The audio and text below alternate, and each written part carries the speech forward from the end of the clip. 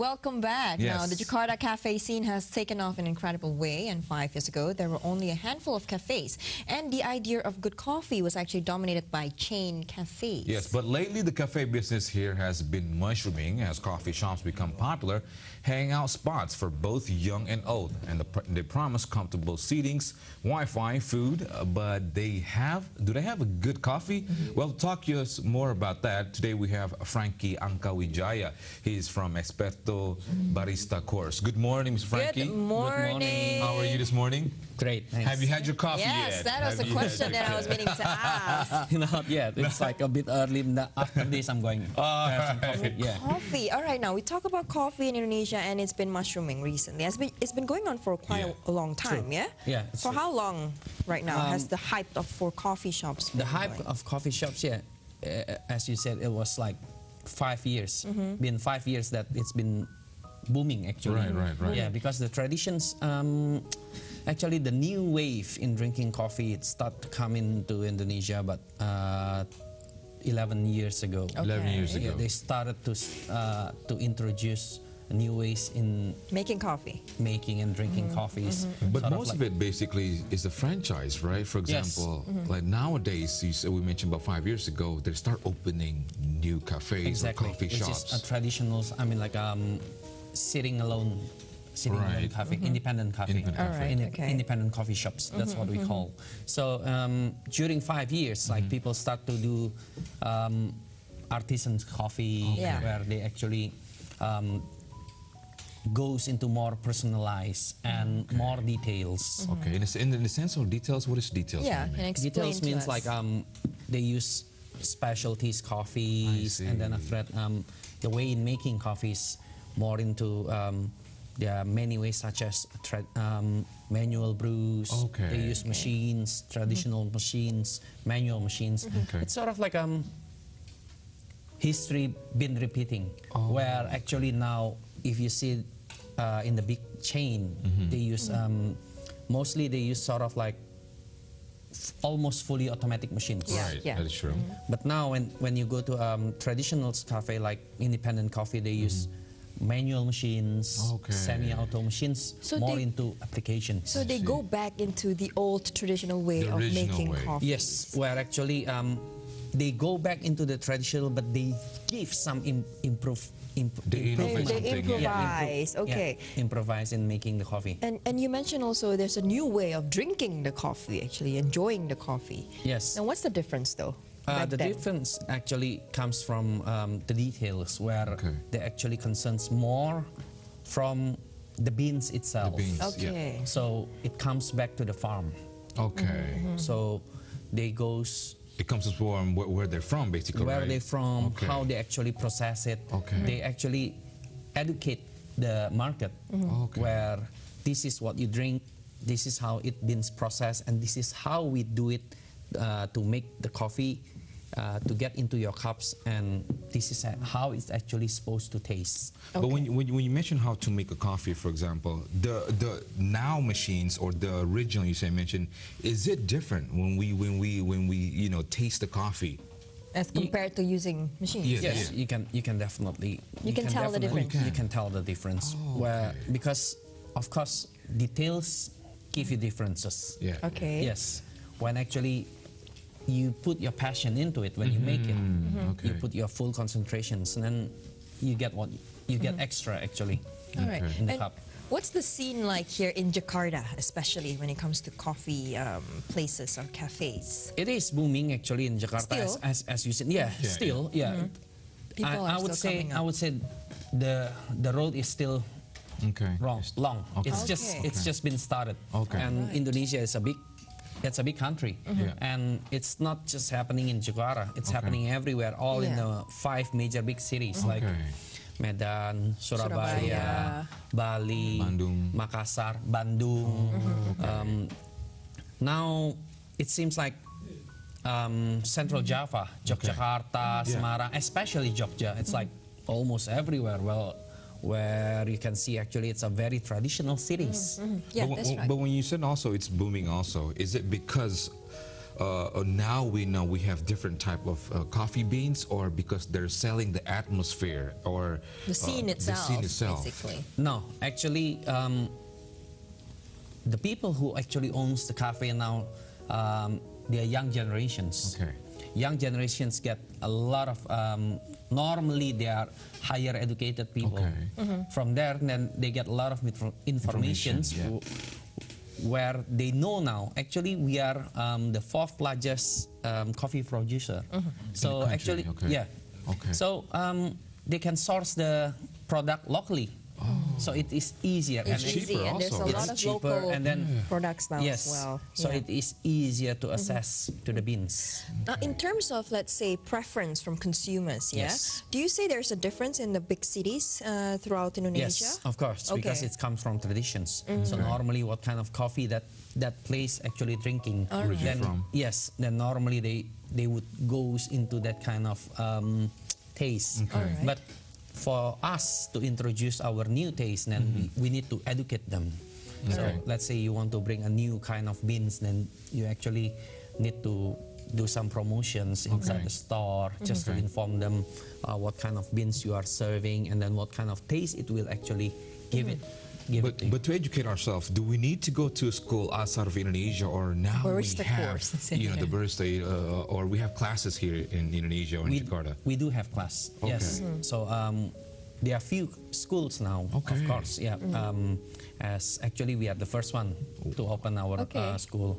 It's been running for 7 years, going 8 now. Okay, and you're one of the mentors or the professor or the teacher too. So how long have you been? I mean, for example, what can we get when we take class here? Well, you definitely will know the history of coffee, and then after that, how it's been processed, and you will definitely get the know-how in on how to make the coffee, such as like black coffee or milk-based coffee, and then how to do maintenance on your equipments. And is it easy to make coffee? I mean, usually when we buy coffee, you know, like 1 scoop and 2 scoops of sugar, or for example, they say that if you want to taste the originality, don't put sugar. So is that true? It has to be black. And is that how you've always been drinking coffee? Yes. Wow. So that's one thing. Bitter, you know. Sometimes like, okay, this is too strong, you know. Nah, it's not bitter actually. There is some bitterness, of course, from coffee because it comes from the oil. Right. But actually, you can find some sweetness. Okay. Yep. Okay. Some acidities. Okay. Some bodies. It's like wine. Oh, really? Yeah. So we like that right there when it has to do coffee. with Coffee, it's fruit. Okay. Yes, it's from cherry. So actually, you can feel, you can taste the fruitiness inside the beans itself. Now we know that. Yes. And in terms of, let's say, improvising new coffees, you know, in cafes, you say they have to put a new touch into it, right? Yes. Where do you get their inspiration, or where do actually coffee makers get their inspiration to make a new type of coffee? Normally, they go through experiments. So from experiments, and then like they search, do some research, and then goes into more detail. As you said, is it easy to make coffee? Yeah. Well, it's always easier to see and done. Right. Yes. So actually, the people actually in the industry, we've been doing a lot of research, and then from there, then we put into implications. Then we start getting feedbacks from the customers. So from those feedbacks, then we know, oh, this is what you're lacking at, or what actually you need what to the market can receive. They can take. Yeah. What does the market in Indonesia, in Jakarta especially, what are they looking for? Yeah. What is their preference in terms of taste? It's very varied. Yeah. Very, because taste is It's also yourself, basically. yes, right? actually, yeah, because we have so many tastes in coffee. They are sort of like chocolatey, caramel, fruity, flowery, so many kind of. It's a lot of things to learn in coffee actually, and then we can actually inform our customers. That's why it takes quite a while actually to find yourself Your preference, favorite taste, yeah? preference. Well, that's the thing sometimes when it comes to coffee shops, we as customers, for example, hey, you know, what's the best coffee here, for example? And we find that very rare when it says, you know, the preferences. Because it would be very nice, for example, hey, you know, a little bit the history. If you like this from Papua, you like this. Exactly. If you take Aceh, I think that's should be or could be the new scene, for example, because like being a barista, for example, can educate the customers Exactly. also. Exactly. So normally a good barista, when there is a new customer coming, then when they ask, what's the best coffee here? So normally the barista would ask you, normally what would you like? What would you like? What is your taste preference? From there, then they can actually recommend you this kind of taste. Yes. Because there are a lot of types of coffee. Exactly, these kind of regions. Yes. All right, now, Franky, we're going to go for a short break. When we come back, we will continue our discussion on coffee. Don't go anywhere.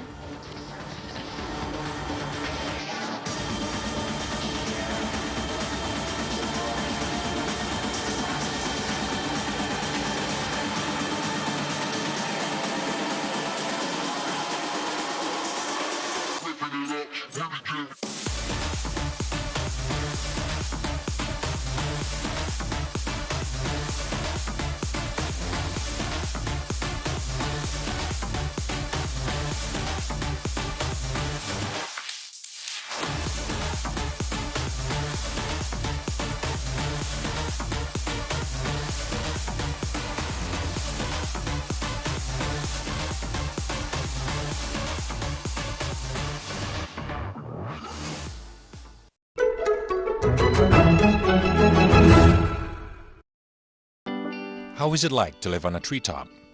It would take a lot of guts to climb, especially when your place is on a super tall tree. The Korowai tribe in Mapi, Papua is different from other Papuan tribes who live in honai shacks. They have been living on tree houses for generations.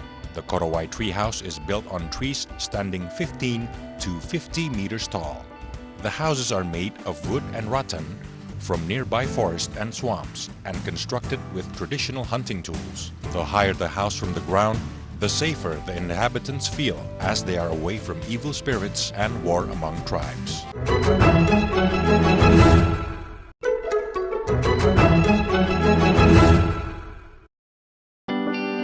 The Sumatran rhino is the world's smallest rhino. It stands just 1.5 meters tall and stretches 2.5 meters long, weighing at 1 ton.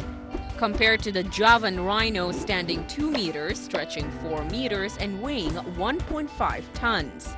What's unique about it is that baby Sumatran rhinos are covered in fur, and they have 2 different horns, with the front horn taller than the one behind it. The population to date leaves just 300 living in the wild.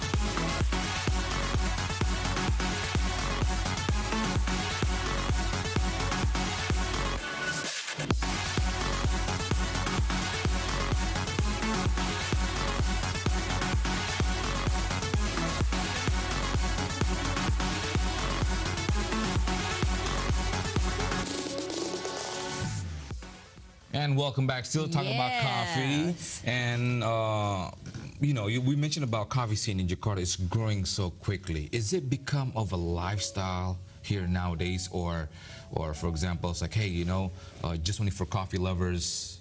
What is it? It is a lifestyle in one sense, in one scene. And then it is also a sort of needs also now for people to, because the economy is actually doing quite well. And Jakarta, as a big city, we have many people comes from everywhere, from all over the world comes here. So to cater such needs, then there are many new coffee shops coming up with many different concepts. So of course, by becoming one of the largest city in the world, then the growth of the business actually is also growing. It's also growing also. It is catching up with the cultures actually. And now, in terms of, let's say, business, though, if you own a coffee shop, you don't own a coffee shop, do you think it's more important to have really good coffee or the ambiance, the place, you know? The facilities. Facilities. Because everybody wants, hey, do you have a Wi-Fi or, you know? Yeah, especially... Personally, I always believe in product. Coffee first, Number one, yeah? The quality. Yeah. Okay. When you sell, what is your specialty? If you are selling food, then you have to have a good food. Right. When you sell a good coffee, then you should have a good coffee. Particular coffee. And then after that, of course, the second thing is the ambience. For the place. Yeah, you want people to come to your place to enjoy your coffee, and then you need to provide them such a nice place for them to enjoy your meals. To stay.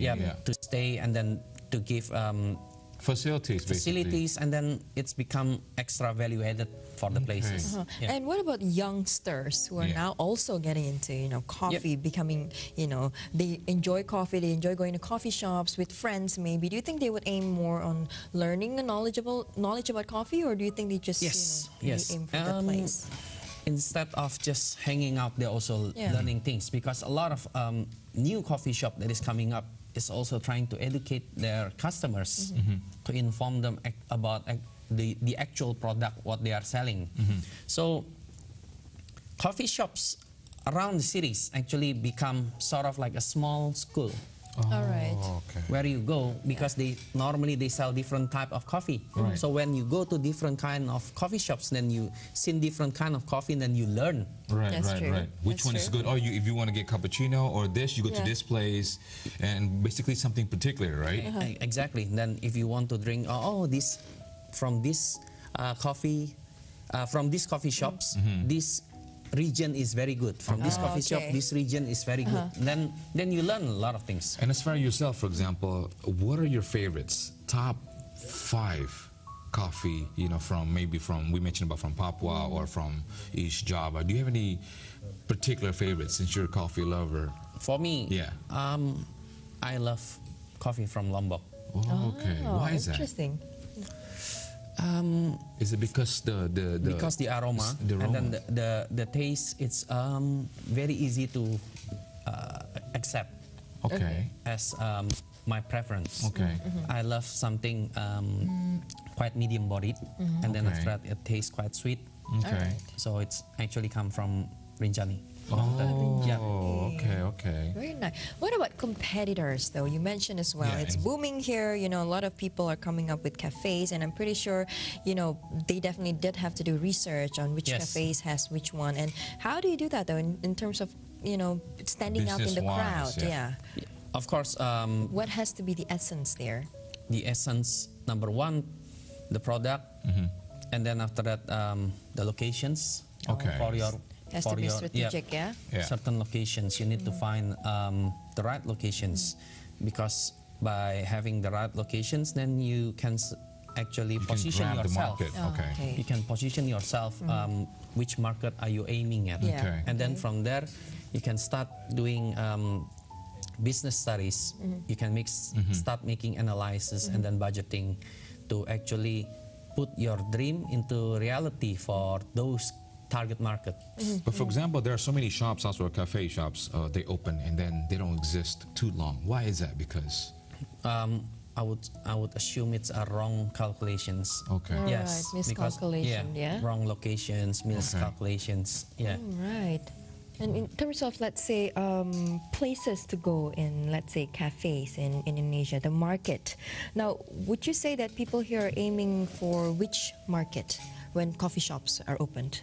Do you aim for younger market, or do you aim for the older market, or? At the moment, I would say most of them are aiming at the younger market. Younger crowd, because younger crowd they are the biggest consumers. Biggest consumers, and they are also easy in digesting new education information. Yes. Exactly. Right. But there are still places that cater to the older crowds. Yes, yes, of course. And yes. in terms of, let's say, competitions with the chain stores, you say that already has a big name. Is it hard to go head to head with them, or right now are they slowly, I would say those chain stores actually helping a lot of new businesses How so? in terms of marketing. Okay. So people knows new ways in drinking coffee, such as like cappuccino, latte, those kind of things. It comes from them.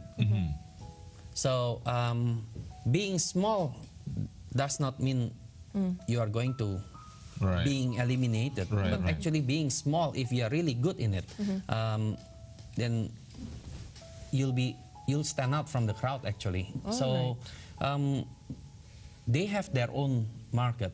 Okay. The artisans also have their own market. So actually, the big one actually also, despite it being a threat, it's also being Helpful. Yeah? helpful. A good way. Yes. What about prospects outside of Jakarta, let's say, making business in other cities? Yes, as I said, in 5 big cities, they're growing too, just like Jakarta. Yes, so it's Bigger? Would you say bigger than Jakarta, or about the same pace as Jakarta? Of course, it is a bit slower than Jakarta because of the populations, but in terms of growth, it is also very fast. And I would say, in future, it is still a long way to go. In improving the market, because those cities is also looking at Jakarta's market on how Jakarta actually performing. And when it comes to creativity, we look at the screen right now, barista, he's creating, designs on the coffee. Is that needed also when it comes to owning a coffee shop? Or because they're very creative sometimes, they put, the drawing of a cat or a bear. Yes. Is that part of a creativity when you open a coffee shop? It's part of creativities, and it's part of skills. So being able to do those kind of latte art, drawings, and being able actually to do a perfect one. It's actually telling the customer already inside your cup, you are actually making in the right way already. Wow. So you actually knows the details. Because if you're not doing it properly, then it will not come out. So basically you can tell a coffee, for example, when you said a barista, or when he makes it, and then this is right. Sometimes, for example, if it's in Italy, for example, they have the foam when it comes to cappuccino, a lot thicker. But here in Indonesia, it's more into the quality has bigger, a lot of water rather than the thing. Exactly. And I learned basically, the difference between the Italians and the Indonesians, we prefer more water on the cup rather than the quality. Well, as you said regarding about the foam, when people make a really good cup of cappuccino or latte, the foam has to be very silky. It's quite thick, and then it's shiny. So, and the temperature when you hold the cup, actually it's not too hot. So it's about 60 degrees. 55 to 60 degrees. It's not too hot. So it's drinkable. So you don't burn your tongue. Yes, it won't burn your tongue. Then by having a really good drawing art on the top of your coffee cups, when it's silky, shiny, in a really good drawing shapes, it's balanced and things like that, then it's actually a really good barista. They have really good skills in making coffees. Then you know that you are getting the good perfect coffee. cup. That's good. Now, perhaps you can share a little bit with us the tips and tricks if, say, someone wants to open For join example, the industry. we want to open a coffee shop. What is it that we must actually know? Well, besides having, is it besides having good calculation, of course. Yes. Normally, it has to be you yourself. When you want to open a small coffee shops, it has to be you who actually learn more about the product. Then you sit there, you work there, you know your customers. You analyze situation, the ambience. Yes, also. and then also you become the center of the attentions actually of the shops. So you know your customers well, you greet them, you become friends with your customers. Then by knowing a lot of People. and of course by knowing a lot of your products, then you can educate them more. Yeah, that is true. Yeah. Okay. That's the They will thing come about back. sometimes coffee places, basically, being, close with the customers is very rare. Exactly. Yeah. Exactly. Yes. I think that's one of the things, the thing that, for example, if I do want to open, we go to the customers, for example. Customer Hey, service. is it good? friends If it's with the not, customers what can it be first. changed? He has to be doing it continuously rather Yep. than, for example, okay, thank you, have a nice day, Now, our DJ here is also a coffee lover who has, 8 cups of coffee a day. Maybe, I'm pretty sure he has some questions he there. has some interesting questions. Yeah, what It's do you just have? but more technical. I mean, what's your trick to maintain the difference between the hot coffee and the cold brew? Because sometimes when I go to coffee shops and then I want to have something in a cold brew, they just keep it in the fridge instead of making the fresh one. I mean, do you have any certain rules to maintain the taste of the cold brew? Because I think it's more challenging instead of making the hot coffee itself. Okay, cold brew is actually a different technique in making coffee. So we don't use hot water. Okay. Oh, We use a cold water, or Okay. even sometimes we use ice. Okay. And we actually sip the coffee. We let the coffee extract inside those cold water for about 10 hours, 8 Okay. hours, 8 to 12 hours. But normally the best things, of course, after we extract it, the best thing is to sell it fresh. Straight Yeah. away. Yeah. So let's say like you won't keep it more than a day. Okay. So actually you get the freshest of all. It's the same like the hot one. So it takes patience to make cold brew. Of course, yeah. It takes patience and details. Okay. Because by doing a cold brew, you need to actually have a very clean water. Clean. Oh, okay. Not clean water. I mean like Fresh, cold, it's you won't have any smell to it. any powder left inside the coffee actually. So okay. yes, and then after that you need to pay attention on the temperature of the place where you actually brew it. So you, basically, you have to be more detailed making Yes, a cold lot coffee. of technicals. Wow, I'm sure you can have that right there. You're a I detailed like my person. coffee hot though.